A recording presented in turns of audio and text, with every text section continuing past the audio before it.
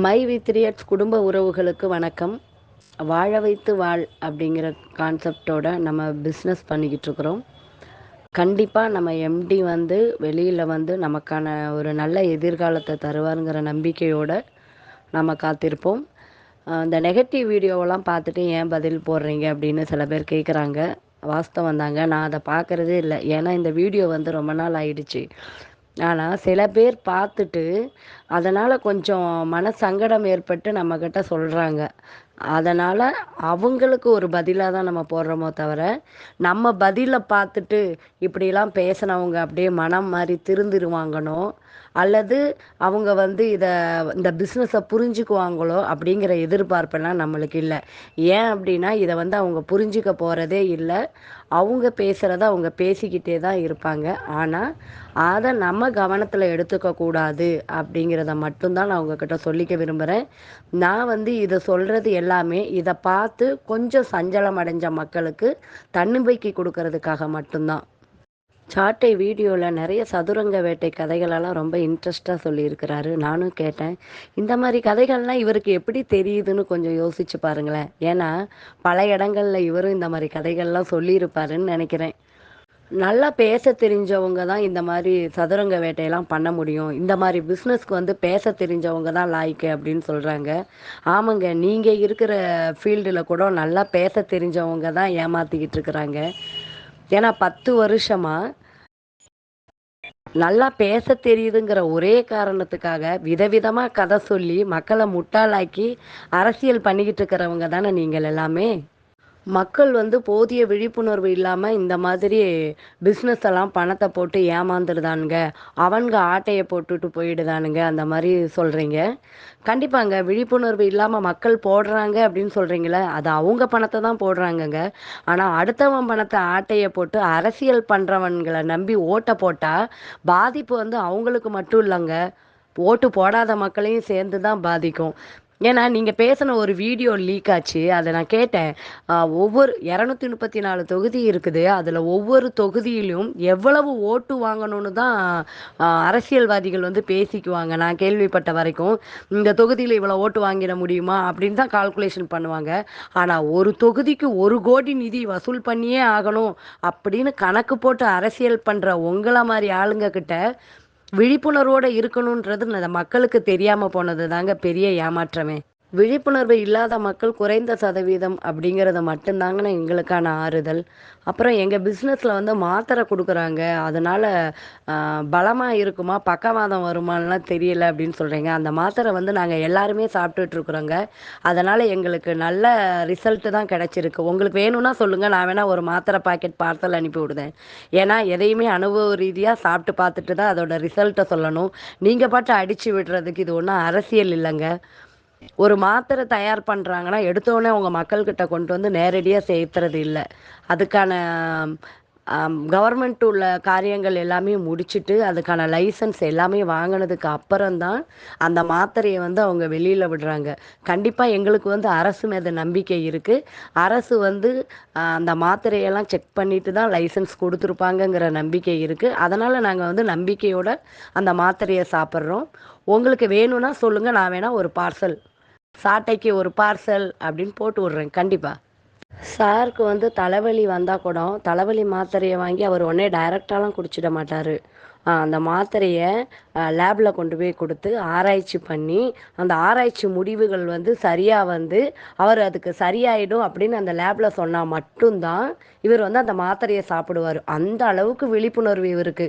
பாவம், நமக்கு அந்த அளவுக்கு விழிப்புணர்வு இல்லை இல்லையா. புழல் சிறையில் இவர் வந்து சாயாவும் உளுந்த வடையும் குடித்ததுனால தான் இவருக்கு வந்து தொப்பையே போட்டுடுச்சாமா. எவ்வளோ கவலை இல்லாமல் நீங்கள் அந்த ஜெயிலில் அவ்வளோ சந்தோஷமாக இருந்திருக்கீங்கன்னு பாருங்கள்.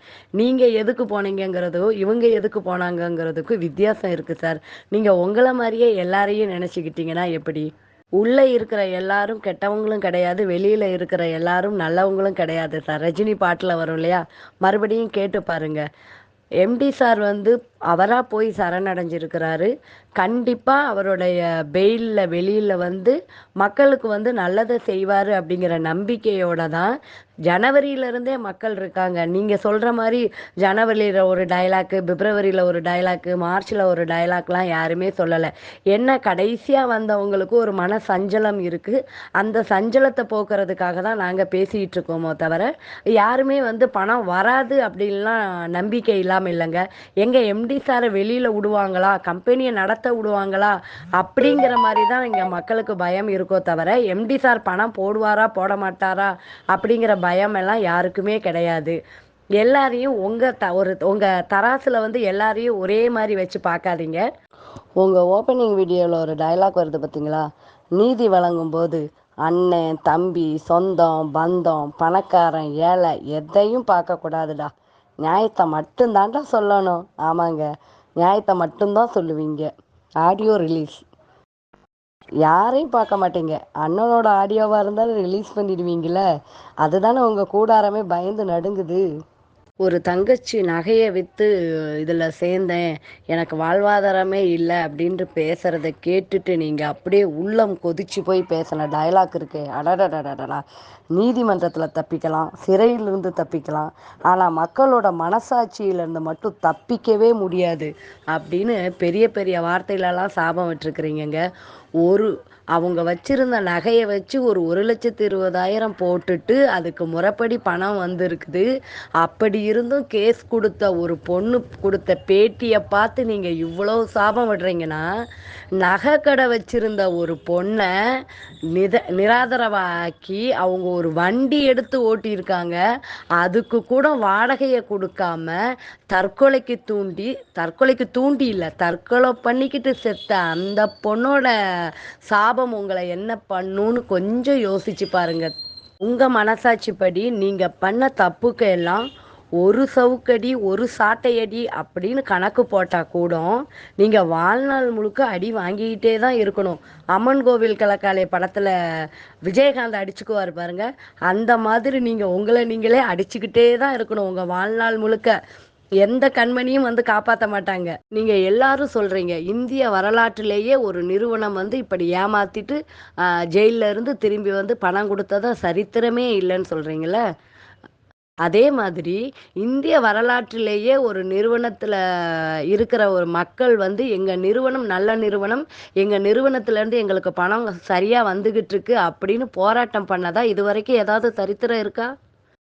இதுவரை அது போன்ற சரித்திரமே இல்லை. அது எங்கள் கம்பெனியில் நடந்திருக்குது. இந்திய வரலாற்றிலேயே இந்த மாதிரி கேஸ் கொடுத்த ஒரு கம்பெனியோட எம்டி வந்து சரண்டர் ஆனதா சரித்திரமே இல்லை. ஆனால் எங்கள் எம்டி சரண்டர் ஆகியிருக்கிறாங்க. இதுவும் எங்கள் கம்பெனி நிகழ்த்தி காட்டியிருக்கு. அதே மாதிரி நீங்கள் எல்லாரும் சொல்கிற இந்திய வரலாற்றிலேயே எந்த நிறுவனமும் பணத்தை திருப்பியே கொடுக்காது அப்படிங்கிற சரித்திரத்தையும் மாற்றி காட்டுறதுக்கு எங்கள் எம்டி வெளியில் வந்து மாற்றி காட்டுவார் அப்படிங்கிற நம்பிக்கை எங்களுக்கு இருக்கு.